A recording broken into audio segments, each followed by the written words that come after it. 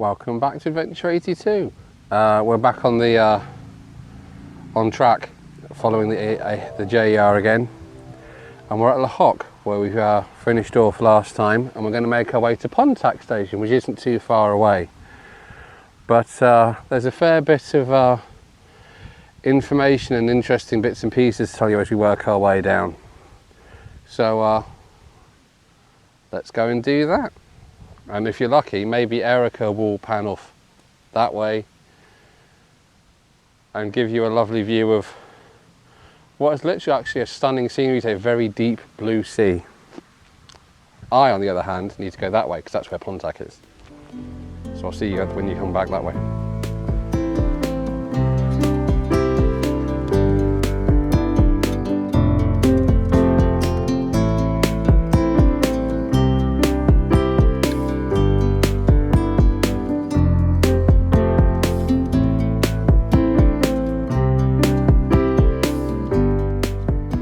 Right, so as I say, we're working our way out to Pontac.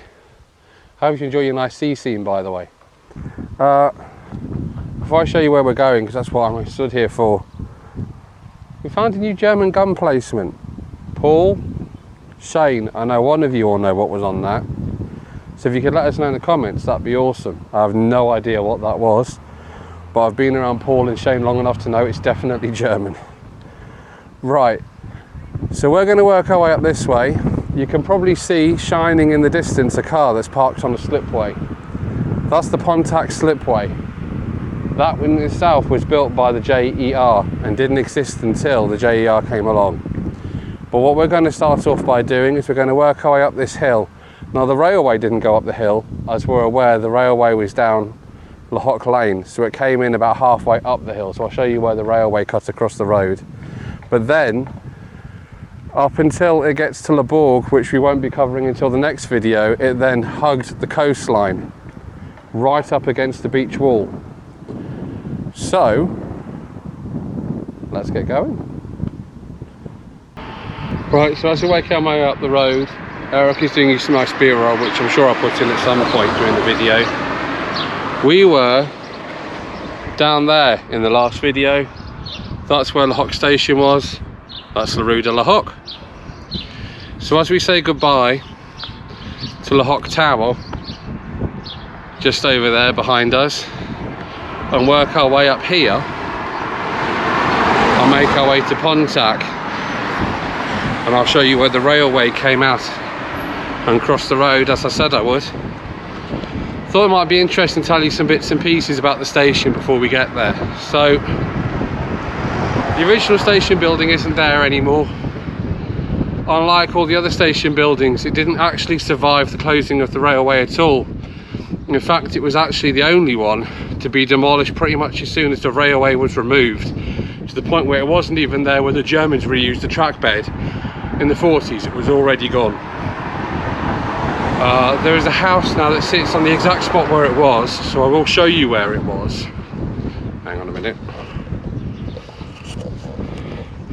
There we go, that's better.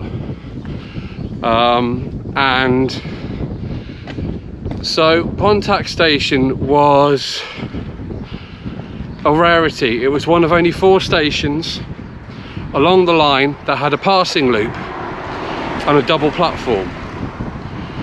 Under normal running conditions, when you had one train going up and then returning to do the return journey to and from town, you would only ever use the down platform.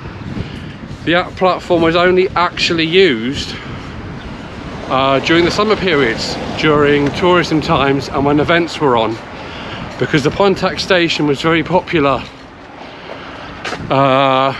with both tourists and locals alike for what was the very popular Pontac Gardens, which used to hold multiple events. It used to have a music section as well, where they used to play music outside, and had its own version of the Hampton Court Maze, which would have been quite cool back in the day.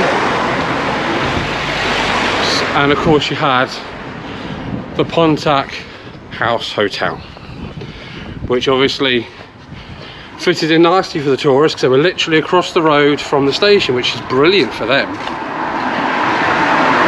Just before I show you how the railway came across the road and goes down towards the station at Pontac, where we're going to eventually end this video, to avoid issues, some say in the comments or anywhere else for that matter, I feel it's necessary to point out that there seems to be, from what I've read, two theories going around as to what happened. One is the one I'm going to explain to you when we get to the top, which seems to make the most sense, about how the railway came out at the level that it was already at, went straight across the road as a level crossing, and then tapered its way down to be on a level approach to the station. But one version I've read seems to imply that it went in a deep level cutting under the road. Now I can't find any evidence of that, so either I've misinterpreted something, which is entirely possible,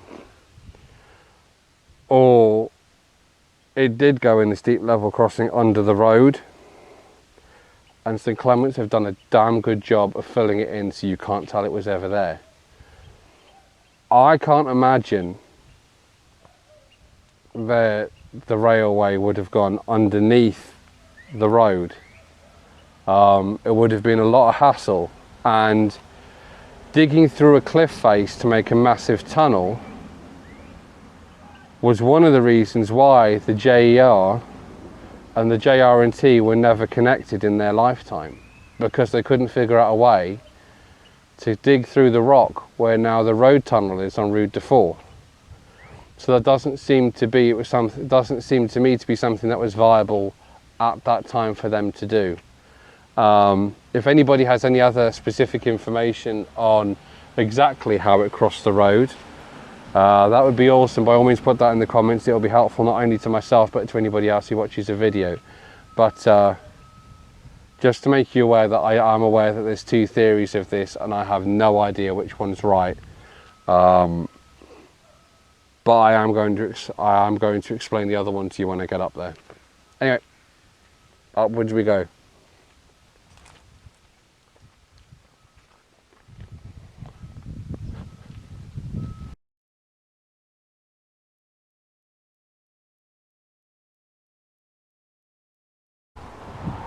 Right, so this is where the railway would have come out. So it would have come from the Hock station. They had to cut through this big rock here, and they made a cutting through, and it would have come out just to the side here where the side of this house is. Come along here, follow the wall, and it would have gone through this gate here. This would have originally been a crossing gate, and it would have gone across the road and then across the other side here through that wall on a slight curve, and it would have curved round and it would have followed the road. So you would have had the railway, a very, very small narrow gap in between as a walkway for the people, and then the main road. And there is still some of that left, and as I say, they built the slipway. So let's continue our way down, and I also have some more stuff yet to tell you about Pontac station that you don't yet know. Right, so the other side of that cutting we were just in, where you saw the rock and the side of the house, is this little estate here now called King's Close. So you can see this house here at roadside. This house here, you can see there's a gap just in front of that gate, and that's where your train would have come out, going across through there, and then that was a recess for the gate to go into when it was open. But if you're following along from this way, the essential route you'd follow the house is natural curve round, and then you'd be going all the way through the front gardens, essentially, is where the track would have actually laid. The bit on the other side is excess space from the cutting. Obviously to allow people access to their driveways and their houses now that it's been turned into housing. But otherwise, that was your route through here. You had a diagonal cutting that went straight across this main road here, I would have. Keep up, Erica.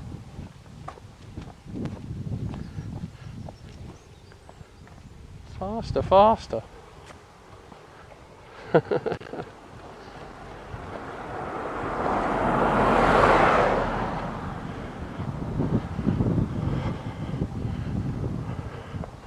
Would have gone through the wall about here, and then it would have followed all the way along here and all the way along until it got to Pontac station. So now we can continue to follow on this side because that's where the railway would be, and as we go down I'll show you exactly where the railway track bed would have been. But for now we best move on because this wall isn't that interesting.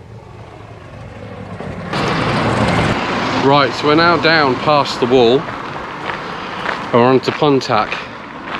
There's a private house there now, and this will be their drive, kind of. But if you look at the fence behind me, just here, you can see it's all overgrown now. But that's the old track bed. It would have gone straight through all these hedges and then followed its way down the coast. Now, up until I think it was from about 1919 up until its closure, the station master was a gentleman called Mr. McQueen, and Mr. McQueen was very partial to his station, and he got sent away to fight during the war. Both wars, in fact. He fought in the First and the Second World War. Now, when Mr. McQueen came back from the Second World War, his station had obviously been demolished. But before he went away to the Second World War, there was an auction for some of the stock from the original JER that used to run along the line that he loved and cared for so much while he was a station master. And he went to this auction and he bought one of the old carriages. He took it off its wheels and it was placed in a field, and he used it as a house. It was extended on, so there was a building that was built on top of it, and it was extended on over the years. But then when the building itself was removed, the coach itself was still absolutely fine. We're just about to go down here. Hang on a minute, need to open the gate. So as I said, this coach was absolutely fine. There was nothing wrong with it at all. So the builders were like, well, what the hell do we do with this coach? Because Mr. McQueen was gone by this point. This is why it was being demolished. And then they had an idea. And their idea was to see if the Steam Museum wanted it, which they did. So Mr. Pallow, who owned the Steam Museum, bought this carriage for £50, and that carriage now sits fully restored at the Jersey Steam Museum for anybody who wants to see what carriages used to run along this line. Right, so as it would have seemed, the railway did actually go underneath the road. I'll read the clip that I've just put up for you, the paper, the words at the bottom. It says, beyond Lahot, the railway was forced to approach the coast at higher land, encroached from the north. From the platform end, the line ended a deep rock cutting on a 15-chain left-hand curve before passing under the overbridge built with a skew span carrying the main coast road over the railway. Emerging from the cutting, the line ran between the main road on the downside and the seawall on the upside. So it seems that, yes, St Clements have actually done a very good job of hiding what was once a bridge that is now no longer there. So well done, St Clements, for hiding that so well from us. But also nice to know you actually got to the bottom of the mystery. So right, back to me on the video. Here, for instance, that's someone's garden, but that garden there that you're seeing there, that's track bed. And it came down over a gradual thing and it followed the coast and it hugged itself along until it got to here, which is the site of the station would have been, well, this would have been the station approach. So your train would have been up on top of here now, so it's slightly higher than the road. Because like I say, gradual incline, because you couldn't have a massive one. And here we have the Pontac House Hotel, which would have been so famously served by the station. But before we continue up, because the station's just slightly further up from here, I'd like to show you a few remnants of the railway that still exist up here. So let's do that now.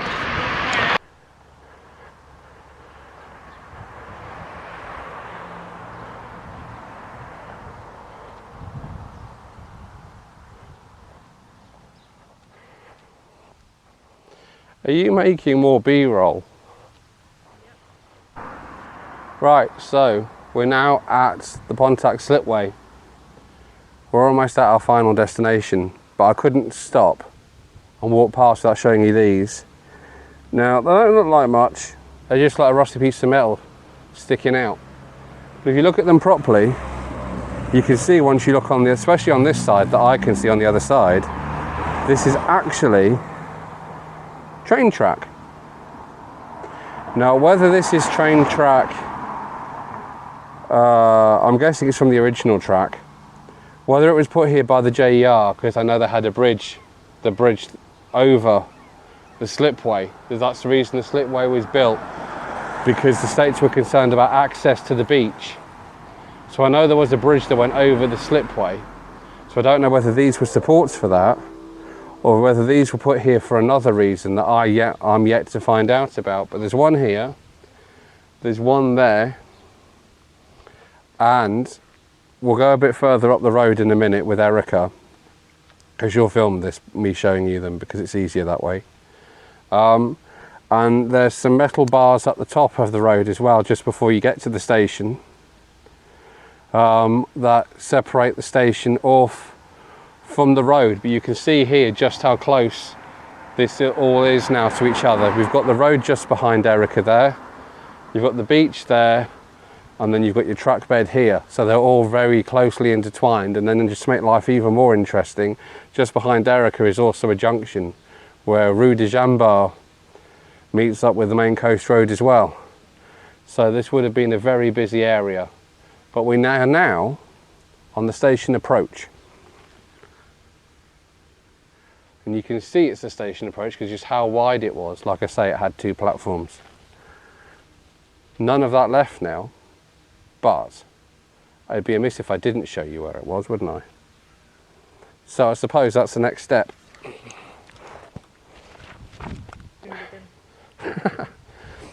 Let's go. Right, so now we've shown you that and we work our way up to these bars I'm going to show you with Erica in a minute. It's also worth noting that the reason that they were so agreeable, St Clements, to having the railway so close to the beach is because they'd had a long-standing issue with the sea, as you can see how close we are there, washing the road away. And putting the railway where it was meant a realignment of the road and the road being moved away. So the JER were actually doing them a favour. They were giving them a road that wouldn't wash away anymore, because it would be protected by not only their railway but their reinforced wall designed to protect their railway. So it worked for everybody. So that's quite a cool thing to do. But as you can see here, we've reached the section where we have more bits of train track. So I should now switch to Erica filming me rather than me filming myself, so I can show you this more properly.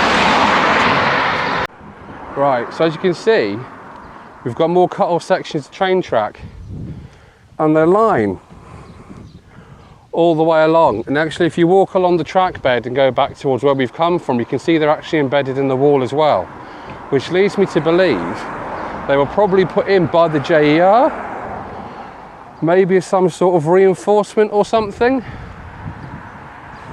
But Shows you what hardened steel they were. They're still here. The amount of sea air and stuff they would have dealt with over the years, and they're all still here. Some of them have bits to bolt in. So this has definitely been put in on purpose now. You can see here, they had wire fencing on this. So this was to keep people off the track. And the reason they wanted to keep people off the track is because just through that fence there, which is now a hedge, was our station. Now, I mentioned to you before, twice now, it had 2 platforms. I'm quite taken by that because most of the stations didn't. There was only 4 on the entire line. But the other thing that I think is quite interesting about this station is just how long they were, because it was like 224 metres each platform, which for Jersey's platforms was really long because most of them were quite short. So there was only 4 on the line that shared that length of platform. There was this one. There was obviously the 2 terminuses at Gorey and at Snow Hill where we started. And there was one more which had an extra long platform, and that was just down the other end. And I'll explain to you to that one when we get there. I can't give away everything before I get there. So we'll go up here and we'll just take a look at what's there now. And then what I'll do is I'll edit in a picture for you as I'm chatting about it. So you can see this whole area as it was, and the house and the station as it was there, because it was 2 buildings originally. You would have had the station building on the main platform, and then on the lesser used platform, the up platform, you would have had just a little, basically a little courtesy waiting room. So onwards and upwards, literally, it's a hill. And so we meet at Journey's End. We obviously have a house here now. Not the original building, because if you've seen the last 2 previous videos, especially the Samurai Station one, you know the station buildings look nothing like that. But this would have been the site of the station. You would have had your up platform on this side would have been in your down platform on this side would have been in regular use. You would have had your up platform on the other side near the beach, which would have been for busy periods. And just as you came in here, the track would have split into 2 lanes of track, which also created a turning loop and a passing loop, which is again something that was reserved again for only 4 specific stations, with the exception of Snow Hill, which didn't have a turning loop because it had a turntable instead. If you haven't watched the video about Snow Hill, you should probably go back and see that. That would explain why we're here. So, yeah, this was your Pontac station. There's nothing left. It's all gone. As you can see how big the station area was. From here would have carried on going through and down to Le Bourg, which would have been the next station. At this point, the train's travelled 3 miles away from its starting point in St Helier at Snow Hill. By the time we reach Le Bourg, in the next video, it will be 3.5 miles away from where it started. And it's from Le Bourg onwards, I'm expecting our videos to be awkward. Because from Le Bourg onwards, it cuts inland again, and it goes through a lot of field and a lot of farmland. And I'm not sure how much of that is actually traceable these days. But we'll give it a bash. God loves a trier. So until then, I will see you in the next video, which won't be railway related, because as you're watching this, I'm in Austria. So I don't know what the next video is, because I haven't decided what order to upload them in yet. But until then, anyway, whatever it might be, I hope you guys have a nice summer. I'll see you again with a brand new video in mid-August. Until then, take care of each other, and I'll see you guys soon.